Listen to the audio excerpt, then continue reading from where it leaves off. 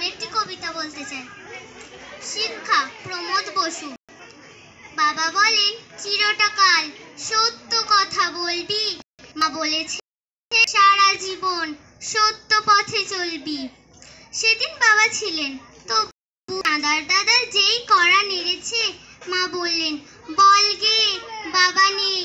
পড়তে বসে যেই বলেছি ফুরিয়ে গেছে খাতা। মা বললেন কাল এনো তো কয়েক দিস্তা। পরের দিন অনেক খাতা, সঙ্গে কলম কালি। এনেই বাবা লেবেলে দেন 10-20টা তালি।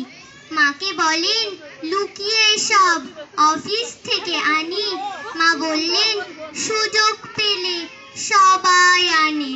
জানি আমার কানে বাজে কেবল সত্য কথা বলবি। আমার মনে পড়ে কেবল সত্য পথে চলবি। নমস্কার।